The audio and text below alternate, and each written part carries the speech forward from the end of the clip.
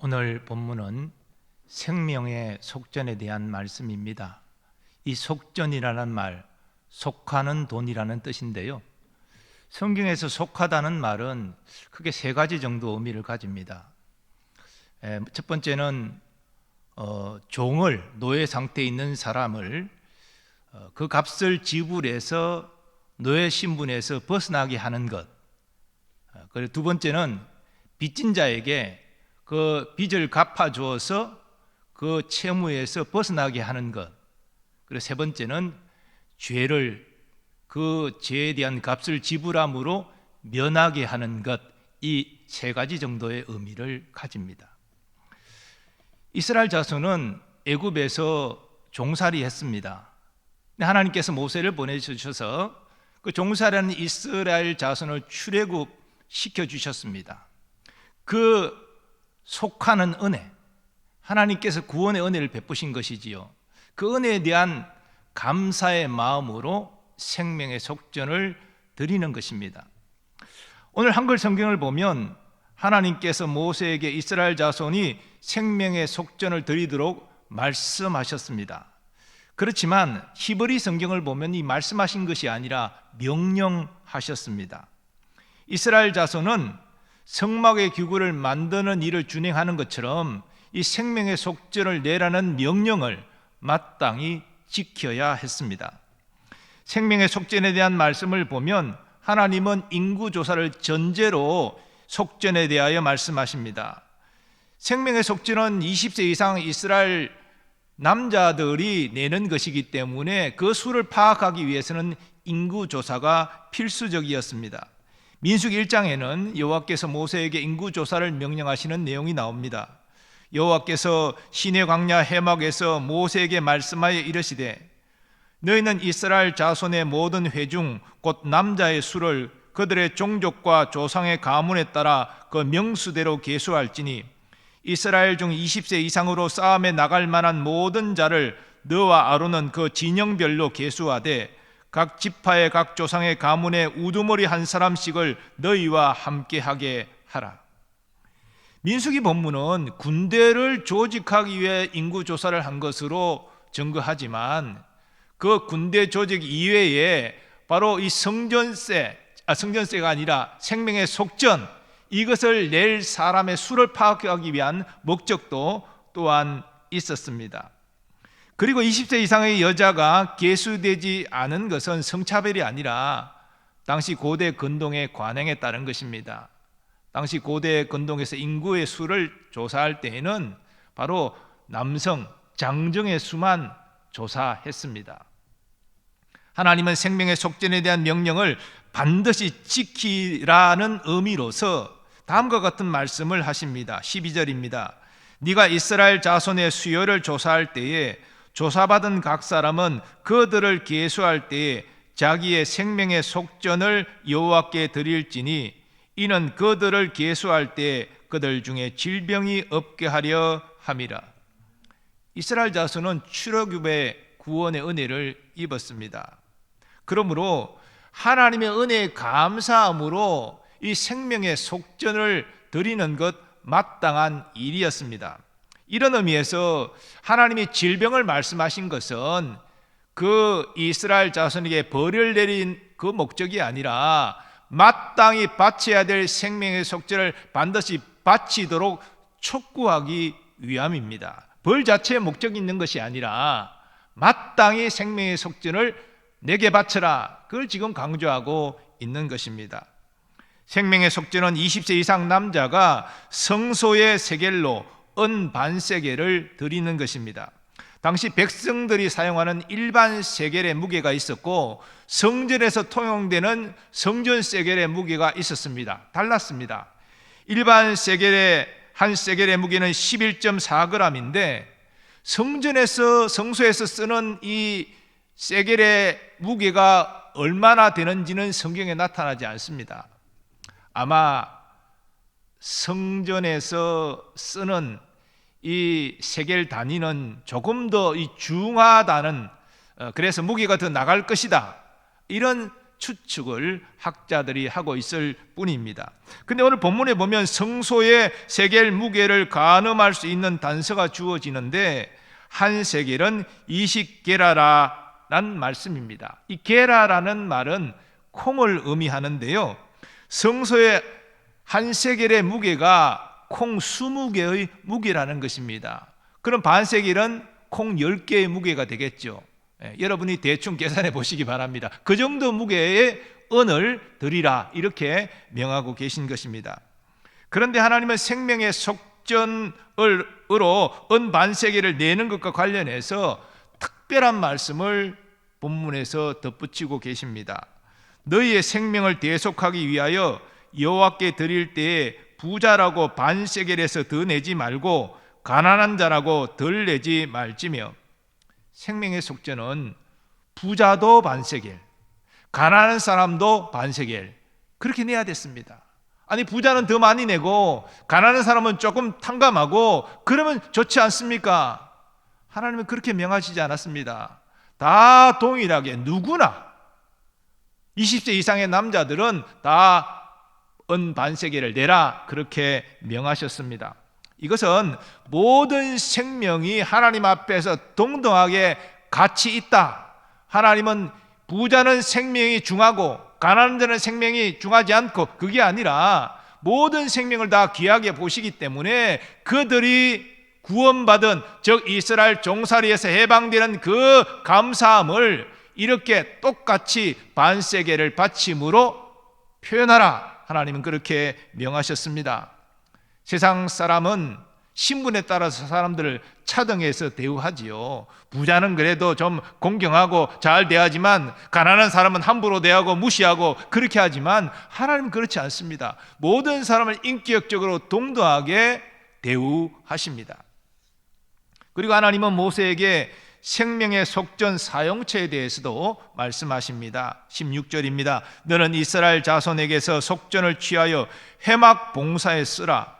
이것이 여호와 앞에서 이스라엘 자손의 기념이 되어서 너희의 생명을 대속하리라. 지금 하나님께서 모세에게 생명의 속전을 말씀하실 때는 아직 성막이 지어지기 전입니다.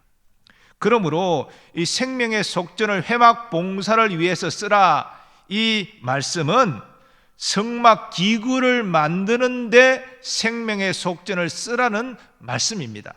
실제로 이스라엘 자손이 드린 생명의 속전, 즉 은은 성소의 기구를 만드는데 사용되었습니다. 계수된 회중이 드린 은은 성소의 세겔로 100달란트와 1775세겔이니 계수된 자가 20세 이상으로 60만 3,550명인즉 성소의 세겔로 각 사람에게 은 한 배가 곧 반세겔씩이라. 은 100달란트로 성소의 받침과 휘장문의 기둥 받침을 모두 100개를 부어 만들었으니 각 받침마다 한 달란트씩 모두 100달란트요 1775세겔로 기둥 갈고리를 만들고 기둥 머리를 싸고 기둥 가름대를 만들었으며, 그 은 반세겔씩 그렇게 전부 다 60만 명 이상의 사람의 바친 것을 모아서 각 성소의 기둥 받침들을 만들고 또 기둥 갈고리와 또 기타 기둥을 싸는 것들을 다 은으로 해서 만들었다고 성경은 증거합니다.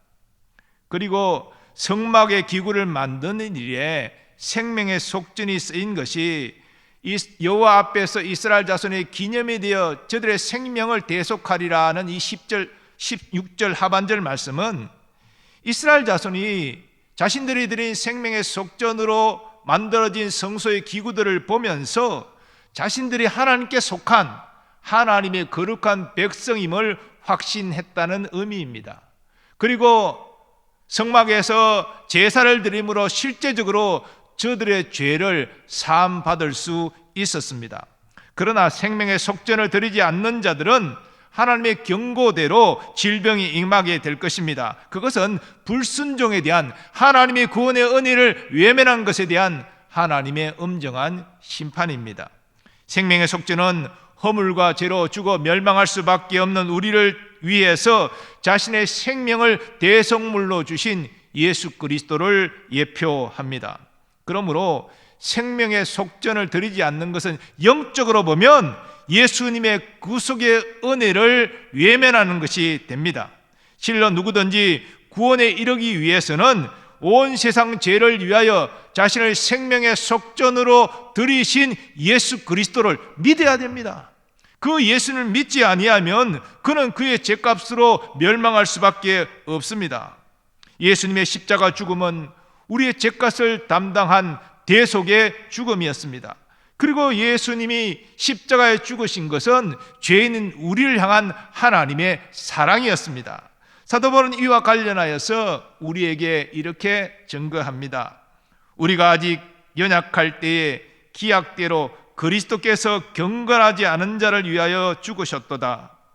의인을 위하여 죽는 자가 쉽지 않고 선인을 위하여 용감히 죽는 자가 혹 있거니와 우리가 아직 죄인 되었을 때에 그리스도께서 우리를 위하여 죽으심으로 하나님께서 우리에 대한 자기의 사랑을 확정하셨느니라.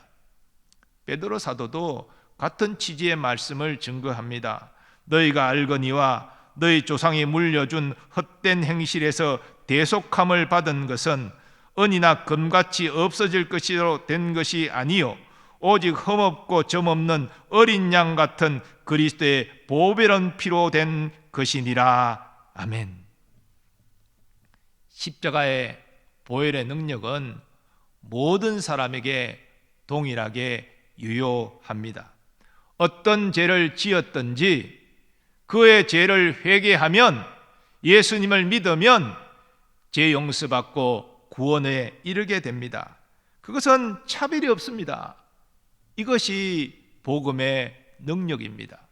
사도 바울은 그 복음의 능력을 이렇게 증거했습니다. 내가 복음을 부끄러워하지 아니하노니 이 복음은 모든 믿는 자에게 구원을 주시는 하나님의 능력이 됨이라. 먼저는 유대인에게요 그리고 헬라인에게로다. 이 사도 바울의 선언은 유대인들에게는 충격적인 이야기입니다.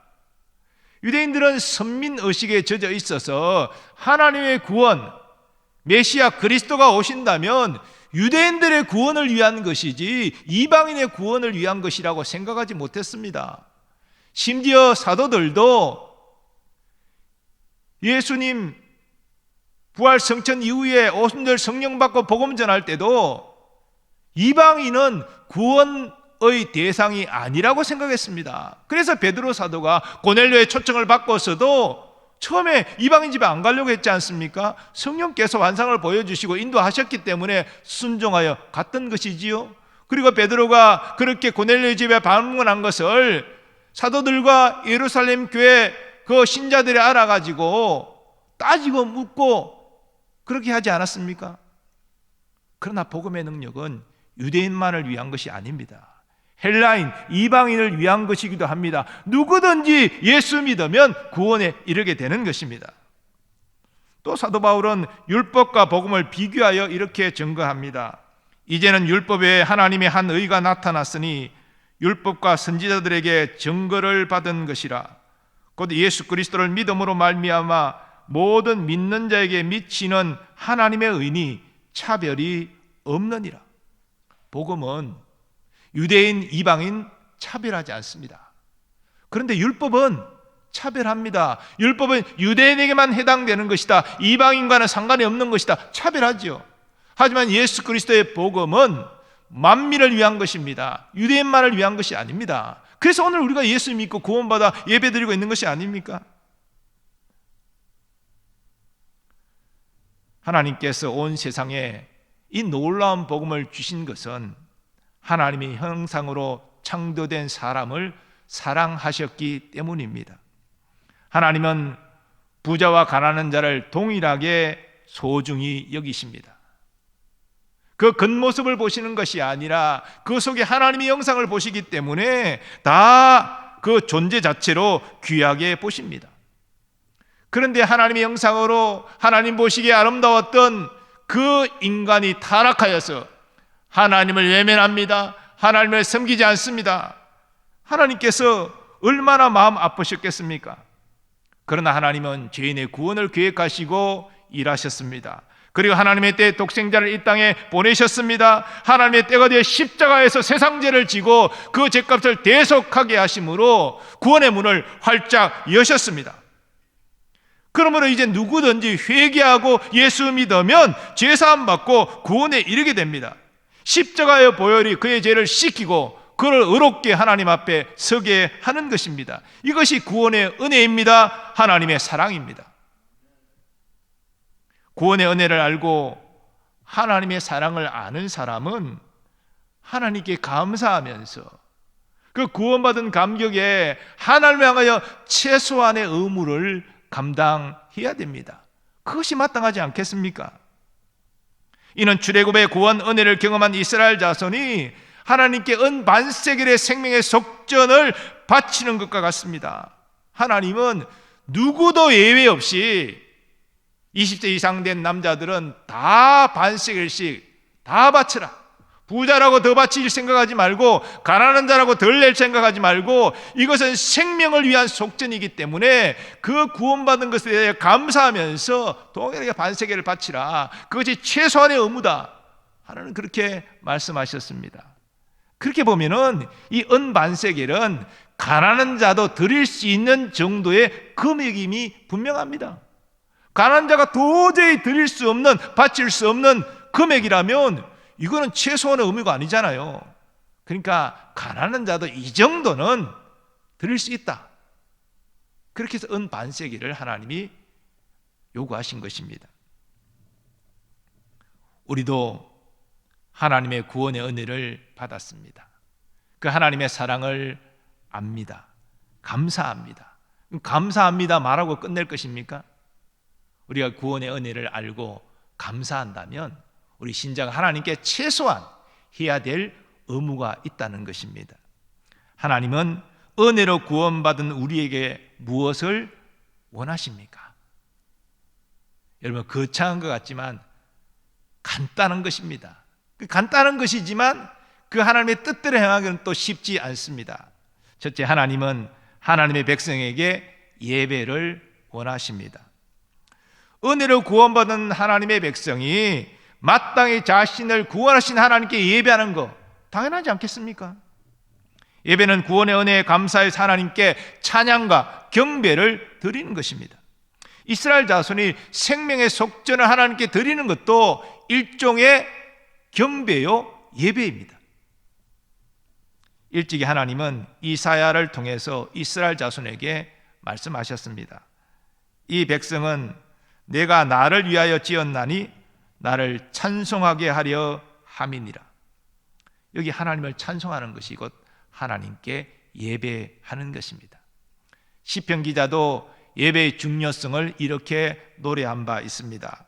여호와의 이름에 합당한 영광을 그에게 돌릴지어다. 예물을 들고 그의 궁정에 들어갈지어다. 아름답고 거룩한 것으로 여호와께 예배할지어다. 온 땅이여 그 앞에서 떨지어다. 우리 예수님도 사마리 여인과 대화하면서 예배의 중요성을 강조하셨지요. 아버지께 참되게 예배하는 자들은 영과 진리로 예배할 때가 오나니 곧 이때라. 아버지께서는 자기에게 이렇게 예배하는 자들을 찾으시느니라. 하나님은 영이시니 예배하는 자가 영과 진리로 예배할지니라. 우리가 구원의 은혜를 안다면 하나님이 기뻐하시는 예배, 영과 진리로 하나님께 예배해야 됩니다. 우리가 예배하되 하나님이 원하시는 예배를 드려야 되지 않겠습니까? 영과 진리로 예배하라. 영으로 예배하는 것은 우리의 온 마음과 우리의 전 인격으로 하나님께 예배하는 것을 의미하고, 이러한 예배는 성령의 감동을 받고 드리는 예배와 연결됩니다. 또한 우리는 진리로 예배해야 됩니다. 하나님의 진리의 말씀을 사모하고 진리의 말씀을 따라 바르게 예배하는 것이 중요합니다. 왜냐하면 우리는 알지 못하는 미지의 신에게 예배하는 것이 아니라 진리의 하나님께 예배하기 때문입니다. 하나님의 진리를 원하십니다. 진리를 우리에게 가르치시기를 원합니다. 그러면 진리의 말씀을 따라서 바르게 예배하는 것이 중요하지 않겠습니까? 하나님은 구원의 은혜를 깨닫고 감사하는 자들에게 하나님을 영과 진리로 예배하라 말씀하십니다. 하나님께 예배하되 하나님이 기뻐하시는 예배를 올려드리는 우리 모두 되기를 소원합니다.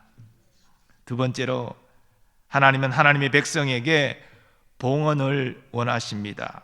이 봉헌이라는 말, 삶과 공경하는 마음으로 하나님께 예물을 드리는 것이죠. 생명의 속죄를 드리는 것, 이것도 일종의 봉헌입니다. 하나님이 이렇게 자기 백성에게 봉헌 받기를 기뻐하십니다.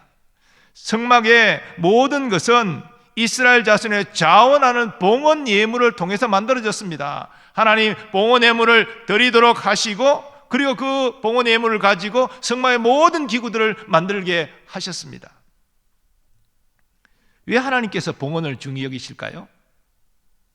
하나님이 가난해서요? 우리의 재물이 필요해서요? 아닙니다.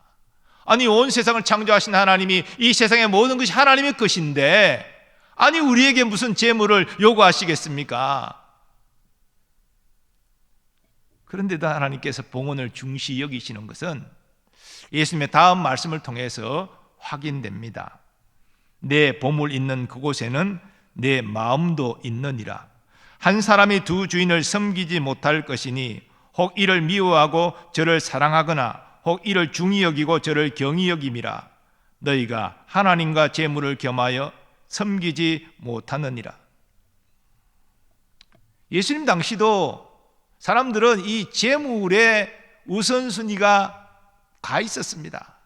그래서 예수님은 하나님과 재물을 겸하여 섬길 수 없느니라 이렇게 말씀하셨지요. 오늘은 우리 자본주의 경제체제 안에서 살아가는데 과거보다 더 재물욕이 우리에게 더 있으면 있을 것입니다. 그래서 성도가 시험받는 가장 핵심적인 내용이 이 돈의 문제입니다. 우리는 말로는 하나님을 우선합니다 그렇게 말하지만 실제로 우리의 삶 속에서는 돈을 우선할 때가 많다는 것이지요. 그래서 하나님은 구원의 은혜에 감사함으로 하나님 앞에 예물을 드릴 때에 그 예물 자체가 아니라 그 예물을 드리는 우리의 마음을 원하시는 것입니다. 하나님, 나는 재물의 우선순위가 있는 것이 아니라 하나님께 내 삶의 우선순위가 있습니다. 이렇게 고백하고 그런 마음으로 봉헌하는 자, 그 자를 원하시는 것이지요. 이런 의미에서 우리의 믿음의 크기는 우리가 드리는 봉헌 예물을 통해서 드러납니다. 인식함으로나 억지로 드리는 것이 아니라 자원함으로 기쁨으로 드리는 봉헌 예물, 하나님은 그것을 원하는 것이지요. 거기에 우리의 하나님을 사랑하는 마음, 하나님의 은혜에 감사하는 마음, 그 마음이 담겨져 있기 때문입니다. 돈을 원하시는 것이 아니라 그 예물을 드리는 우리의 마음을 하나님이 원하신다는 것을 기억하시고 하나님이 기뻐하시는 봉헌 생활 감당하는 우리 모두 되기를 소원합니다. 세 번째로, 하나님은 하나님의 백성에게 순종을 원하십니다. 하나님의 생명의 속전을 바칠 것을 명령하셨습니다. 20세 이상의 모든 남자는 반드시 바쳐라. 명령은 타협할 수 있는 것이 아닙니다. 무조건 복종할 수밖에 없습니다. 하나님은 사무엘 선지자를 통해서 사울 왕에게 순종의 중요성을 이렇게 말씀하셨습니다. 여호와께서 번제와 다른 제사를 그의 목소리를 청종하는 것을 좋아하심같이 좋아하시겠나이까. 순종이 제사보다 낫고 듣는 것이 순양의 기름보다 나으니 이는 거역하는 것은 점치는 죄와 같고 완고한 것은 사신 우상에게 절하는 죄와 같음이라. 왕이 여호와의 말씀을 버렸으므로 여호와께서도 왕을 버려 왕이 되지 못하게 하셨나이다. 사울 왕이 왜 왕으로서 버림받았습니까? 불순종했기 때문에. 그것도 한 번이 아니라 거듭 불순종했기 때문에 하나님이 후회하시고 버리셨다는 것입니다. 하나님을 알고 하나님의 은혜에 감사하는 사람은 하나님을 신뢰함으로 순종합니다. 그런데 신앙생활을 하면서도 하나님을 신뢰하지 못해서 순종하지 못하는 사람들이 꽤 많습니다. 민감한 문제이지만 11조를 예를 들자면 왜 사람들이 11조를 못합니까? 11조가 어디 성경에 그런 구절이 있습니까? 이 율법도 11조를 말하고 있고요, 율법은 10의 3조까지 이야기합니다. 뿐만 아니라 말라기를 통해서 하나님께서 시험하여 보라까지 말씀을 하셨는데, 이 11조는 금액의 문제가 아니라 앞에도 봉헌과 관련해서 말씀을 드렸지만 마음의 문제입니다. 하나님을 사랑하고 하나님의 은혜에 감사하는 마음의 문제인데, 왜 11조를 못하느냐, 이런 핑계 저런 핑계 말은 하지만 핵심은 그것입니다. 아깝다는 것입니다. 내 소득의 10의 1이 사라지면 내가 어떻게 살아가느냐, 그거 없으면 나 생활이 안 되는데, 아깝다는 것이지요. 이 아깝다는 말은 하나님을 신뢰하지 못한다는 말입니다. 눈에 보이지 않는 하나님을 신뢰하고 의지하기보다 바로 이 눈앞에 보이는 이 돈을, 이 10분의 1이 사라지지 않고 내 것이 되면 내가 유익하게 쓸 수 있는데, 내 생활에 많은 도움이 되는데, 바로 이것 때문에 순종하지 못한다는 것입니다. 결국은 11조를 못하는 것은 불순종의 문제라는 것이죠. 그런데 여러분, 하나님을 신뢰하지 못하고 눈앞에 보이는 돈을 신뢰하고 살아가는 사람이라면 그의 인생은 누가 책임지고 이끌어갑니까? 하나님이 아니라 자기가 책임지고 이끌어가야 됩니다. 그 얼마나 피곤한 인생입니까? 자기가 얼마나 연약합니까? 자기가 자기 인생을 책임질 수 있습니까? 바로 10분이 어떤 일이 일어날지 알지 못하는 연약한 인생이 어떻게 인생을 책임집니까? 그냥 피곤하고 참으로 황량한 삶이 될 수밖에 없는 것이죠. 그러나 믿음으로 하나님을 신뢰하고 하나님을 의지하고 순종하면 그 인생은 누가 책임지십니까? 하나님이 책임지시는 것이지요. 전능하신 하나님이 책임지시고 인도하시는데 뭐가 두렵습니까? 결국 순종은 믿음의 문제죠. 하나님을 얼마나 신뢰하고 의지하느냐, 이 믿음의 문제가 순종을 결정하는 것입니다. 하나님을 신뢰하지 못하고 의지하지 못하니 순종하지 못하는 것이죠. 그러니까 연약한 자신이 자신의 인생을 끌고 가야 되니까 얼마나 피곤한 인생이고 얼마나 답답한 인생입니까? 성경에 보면 하나님이 명령하시고 그 명령 다음에는 순종하는 자에 주신 복을 덧붙이십니다. 그게 하나님의 방식입니다. 하나님은 우리의 순종을, 그래서 우리를 종처럼 부리시려고 그러시는 건 아닙니다. 유한한 인생이 어떻게 자기 인생의 가장 좋은 길을 알겠습니까?